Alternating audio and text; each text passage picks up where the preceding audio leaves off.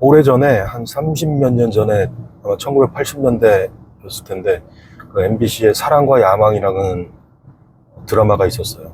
그 이덕화 나오고 이제 엄마, 아빠, 그러니까 어머니, 아버지, 그리고 장남, 공부 잘하는 장남, 그리고 사고뭉치 둘째 이덕화가 사고뭉치고요. 그리고 임혜진이 이제 여동생인데 다리가 불편한 걸로 나와요. 이렇게 돼 있고 첫 회에 첫 회 아마 첫 장면이 그 이덕화가 아마 뭐 그 사고를 치고서 학교를 갔다가 오는 건지 그 하여튼 군대에서 오든가 아니면 감옥에서 오는 집으로 돌아오는 거거든요. 근데 그렇게 이제 집에 왔더니 아버지는 병약해요. 약해서 일도 못하고 돈 벌이를 못해요. 그리고 큰아들은 공부를 엄청 잘해서 나중에 아마 서울대도 가고 뭐 엄청 공부로 성공하는, 그래서 일을 안 하죠. 그리고 여동생은 소아마비로 다리가 불편하니까 일을 또 못해요. 그리고 이 몸 건강한 이덕화는 맨날 사고만 치고 돌아다니다가 요번에도 뭐 어디 갔다 온 거니까 집에 없어요. 그러니까 일을 할 수 있는 사람이 엄마밖에 없는 거예요. 김용림 씨가 역할을 한 건데, 이 집을 자기 혼자 이제 이끌고 나가려다 보니까 억척스럽죠. 눈도 매섭고. 그래 이제 이덕화가 그렇게 이제 집에 돌아오니까 고운 눈으로 보질 않아요. 아들인데도 등짝을 때리고 이제 똑바로 하라고. 근데 이제 이덕화는 좀 삐딱하죠. 지금 이제 갔다 왔는데 엄마가 이게 따뜻하게도 안 하고 하니까 이제 뭐 하여튼간 오래전에 봐가지고 정확한 기억은 안 나는데 하여튼간 그런 중이에요. 그러다가 이제 그 1편 마지막 부분이 있는데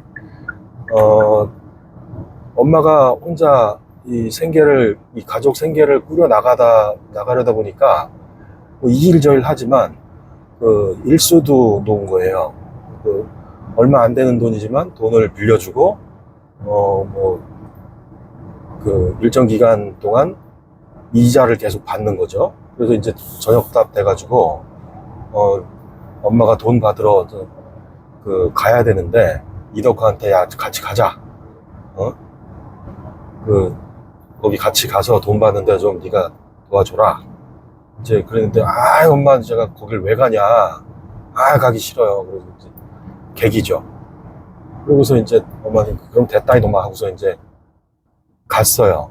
돈 받으러 이제 갔는데 그때 아마 빚쟁이가 그때 조형기였을 거예요. 근데 이제 상태가 안 좋죠. 자기가 돈을 빌려 쓰면서도 돈 갚으라고 온 분을 막 뭐라고 이제 하고서 막 못되게 하는 거예요. 때리려고 했던가 하여튼간 아주 못되게 이제 하는 거죠. 근데 젊은 등치 큰 남자가 아무리 눈이 매섭더라도 나이 든 여자를 공격하려고 그러면 여자는 꼼짝없이 당하죠. 그 사람 방에 들어가서 이제 독촉을 하던 중이었는데 옛날 문은 이렇게 요즘 문처럼 돼 있지 않고 미닫이 문으로 창살 나무 창호지 붙이는 그런 나무 문이잖아요. 그렇게 해서 이제 막 소리가 올라가고 막 그러는 중에 아주 위태로운 지경이 됐어요. 그래서 막 엄마가 공격 당할 판이었는데 마지막 끝나는 장면이 이덕화가 소리를 지르면서 으아 하면서 소리를 지르면서 뛰어 들어와요. 문짝을 때려 부수면서 뛰어 들어와요 방에. 그러면서 이제 조영기를 딱 공격을 하려는 장면에 끝나든가 그래요. 그러니까 이덕화는 마음이 또 사고 치고 싶지 않아서 엄마가 거기 돈 받으러 가자는 이 부탁을 거절하고 앉아 있는데 그게 마음이 안 편했던 거죠. 그래서 이제 뒤늦게 후회하고 이제 엄마 가신 데를 잘잘잘 따라왔겠죠. 왔는데 밖에 서서 듣자니 이놈이 우리 엄마를 막 대하면서 물리적으로도 막 하려고, 이걸 딱 느끼는 순간 눈이 뒤집혀져 가지고 문을 때려 부시면서 이제 으아 하면서 들어갔죠. 뭐 그 다음 장면은 보나마나 조용기를 때려 눕히고 돈을 받았을진 몰라도 엄마를 구했겠죠. 저는 그 장면이 남자의 특징을 잘 보여주는 거라고 봐요. 남자의 여러 가지 특징이 있지만 이 장면이 참 남자로서 그 멋있는 장면인 것 같아요. 그 약자, 특히 여자나 노약자, 아이, 이런 약한 사람이 위험에 처했을 때 구해주는 거. 이게 이제 남자의 역할이기도 하고, 그랬을 때 남자는 멋있는 거죠. 남자, 제대로 된 남자 역할을 했다고 보는 거죠.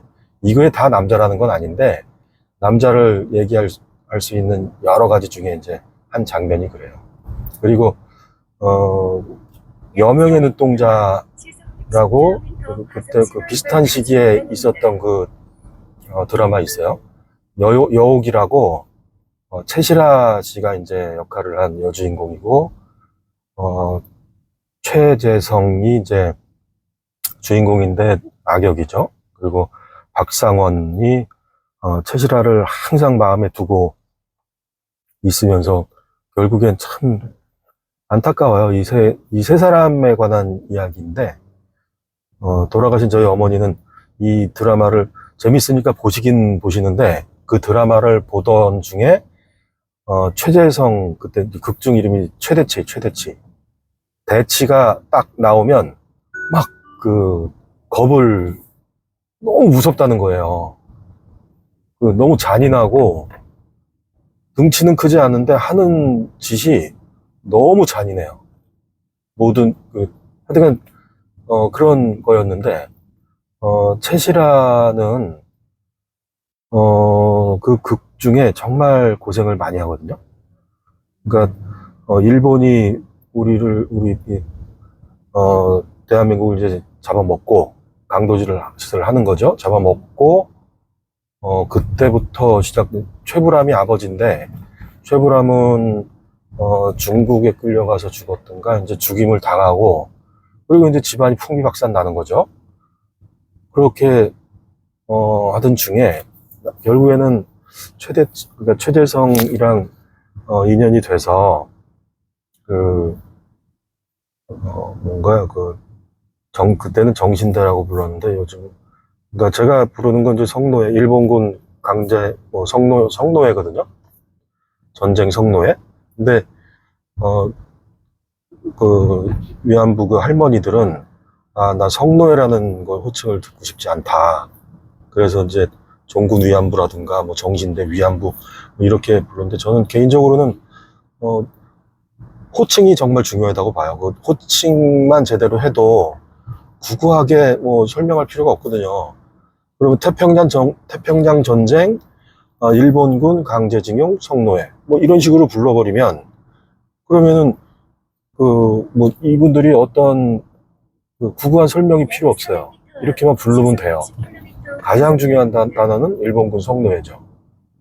근데 뭐 하여튼간 그거는 할머니들이 듣고 싶지 않다는 호칭이니까 굳이 부를 필요 없죠. 다 돌아가시고 나면 이제 그렇게 부를 수 있을지 모르는데, 요즘 뭐 그거 가지고 나쁜 놈들, 못됐다는 놈들 많이 있죠. 뭐 어쨌거나, 여우기가, 나중에 최대치의 아이를 갖고, 전쟁통에 결국엔 아이도 낳고 그 아이를 데리고 다녀요. 이제, 가족이 모두 몰살당하고 아이를 하나 낳았으니까 아들을 낳는데, 그 아들이 전부예요, 전부. 그러니까, 걔를 위해서 모든 걸, 그 과정에서 뭐 박상원은 항상 도와주는 쪽이고, 그 아이 아빠인 최대치는 항상 그 여우기를 위험에 빠뜨리는. 그런데 여우기는 그 첫정이라고 해야 되겠죠. 최대치와의 그 풋풋한 사랑으로 사랑의 결실이 이제 아들이 생겼기도 했고, 그러니까 도저히 떨쳐내질 못해요. 그러다가 이제 6.25 전쟁 통해 아이를 데리고 피난을 가는데 그 비행기 공습이 있었어요. 그럼 비행기가 그 피난민을 이제 따라오면서 총을 비행기에서 총을 쏘죠. 따라랑 쏘면서 사람들 그럴 때 그 위험한 상황에 여우기가 아이를 데리고 막 손을 붙잡고 막 도망가다가 나중엔 도저히 더 어떻게 피할 수도 없다 보니까 아이를 끌어안아요. 아이를 이제 총알을 자기 몸으로 막으려고 하는 거죠. 그런데 끌어안고 자기가 웅크리고 아이를 안았을 때, 그리고 그 후에 이렇게 비행기가 지나고 난 다음에 보니까 아이가 이미 총에 맞았고, 그렇게 아이를 안았을 땐 이미 아이는 총에 맞아서 피를 철철 흘리고 여기 이제 그때 죽거든요, 아이가. 난리가 나죠. 하나밖에 없는 자기 목숨 같은 아이가 총에 맞아 보는 앞에서 죽어버렸으니 대성통곡을 해요. 근데 저는 이제 그 장면이 여자들의 행동을 잘 보여주는 것 같아요. 아까 얘기했던 이덕화는 그러니까 남자들은 그런 상황이 닥쳤을 때 상대를 제압하는 방법을 찾아요. 그래서 저놈을 제압을 해서 때려 죽여서 나도 살고 내 아이도 살고 내 어머니도 살고 이런 식으로 첫 번째로 내가 주먹을 휘두를 생각을 해요. 그게 안 되면 도망갈 가능성이 높아요. 그래요, 남자는. 머리가 나빠요, 남자들은. 근데 여자들은 그렇지가 않아요. 상대를 제압을 할 수 있건 없건, 내가 제압하려는 행동을 할 수 있건 없건 상관없이 무조건 뛰어들어서 보호하려고. 그게 큰 차이예요. 그러니까 총알이 빗발치는데 거기서 내가 아이를 끌어안는다고 아이가 살 수는 없어요, 사실은. 그 정도는 다 내 몸을 관통해서 아이까지 관통돼 버리니까. 그런데 그때 자기가 할 수 있는 거는 아이를 들고 더 빨리 달릴 수가 없다 보니까 그냥 그때 내 몸으로 아이를 막는 거, 그냥 그걸 하는 거예요. 그냥 되건 안 되건 상황을 그렇게 하는 거예요. 그게 여자예요. 여자. 엄마죠. 더 정확히 얘기하자면 엄마죠. 엄마들이 그렇게 힘이 세요. 여자가 여자였다가 엄마가 되면 정말로 힘이 세져요. 저는 이 헌신과 더 복잡한 얘기는 하지 않겠지만, 하여튼 그걸 보면 이덕화가 그 남자의 모습을 보여줬고, 이 여우기가 여자의 대표적인 모습을 이제 보였다고 봐요. 남자와 여자의 단편을 뭐 생각나는 대로 말씀드린 거고, 그리고 국가가 나라를 뺏겼을 때, 그때도 그게 뭐냐면 그 여명의 눈동자 1편이 일본한테 우리나라가 이미 먹혔고, 그리고 태평양 전쟁은 이제 하고 있고, 그때 1942년이 되나요? 그때 이제 본격적인 전쟁이니까, 그때 우리나라 그러니까 성노예들을 일본군이 우리나라 여자들을 성노예를 많이 잡아갔어요. 그때 잡혀간 사람 중에 여우기가 있는 거예요. 그렇게 이제 1편에서 여러 에피소드를 보여주다가 결국엔 여우기가 피하지 못하고 종군 위안부로 성노예를 이제 붙잡혀서 이송되는 거예요. 그게 기차로. 그래서 기차를 타고 기차에 태워져서 이제 어느 지역으로 이제 이동을 하는 중이죠. 그럼 여자들이 많이 그 기차가 화물칸에 막 잡혀 있어요. 그래서 기차가 가는 중에 마지막 장면이 뭐냐면 그 일본군 그걸 담당했던 그 일본군 장교가 있을 거 아니에요? 거기서 그 사람이 야 부하한테 야 그 제일 부장한 걸로 하나 데리고 와라. 내 방으로 데리고 와. 싹 씻겨서 데리고 와. 이렇게 했고 그중에 여우기가 제일 이뻤으니까 여우기가 붙잡혀서 끌려가는 거예요. 붙잡혀 갈 때도 저항을 많이 했지만 묶여가지고 이제 끌려갔죠. 묶였는지 안 묶였는지 모르겠어요. 하여튼간 완력에 굴복됐죠. 그래서 끌려가서 그놈 그 일본군 장교 그놈 방에 이제 들어가서 보니까 둘만 있게 되는 거죠. 그놈 있고 여우기 있고. 근데 상황이 뻔하죠. 이제 옷을 벗기려고 하고 이놈이. 그러면 여우기는 가만히 있지 않고 막 저항을 하는 거죠. 있는 대로 이제 저항을 하고 있던 중에 얘가 이놈이 주먹으로 얼굴을 이제 때렸죠. 그러고서 여우기는 얼굴을 맞고 이제 기절을 했어요. 그러고서 끝나요. 아까 사랑과 야망 1편 끝나는 것처럼 그렇게 확 막 복잡한 상황이 막 굴러가다가 그 액션이 하나 나오고 그냥 바로 끝나요. 결국 뭐 그 뒤는 보나 마나죠. 그럴 못된 마음을 먹고 여자를 끌어다가 여자를 기절까지 시켰으면 볼 것도 없죠. 그렇게 해서 끝나요. 그러고 나서 여우기는 계속 이 6.25 지나서까지 계속 근현대사 한복판을 관통하는 역할을 하게 되거든요. 극적으로 이제 배치를 한 거죠. 스파이도 하고. 근데 나라가 이렇게 강도질을 당해서 나라를 뺏긴 국민인 그 꼴을 당하게 돼 있어요. 나라가 힘이 없어서 이렇게 잡아먹히니까 뭐 그게 당연하다는 게 아니라 나쁜 놈들이 남의 나라를 잡아먹고 그렇게 못된 짓을 한다는 거예요. 근데 나라가 힘이 없다 보면 이게 당해요. 그러니까 근데 우리나라 사람들은 그런 그 꼴을 그냥 보고만 있지 않죠. 목숨을 걸고 저항하죠. 그래서 항일 운동도 하고 독립군 투쟁도 하고 그러니까 그런 것들을 우리는 해요. 뭐 다른 나라들은 그런 게 잘 있지 않는 경우도 많이 있는데 하여튼 우리는 목숨 걸고 해요, 그걸.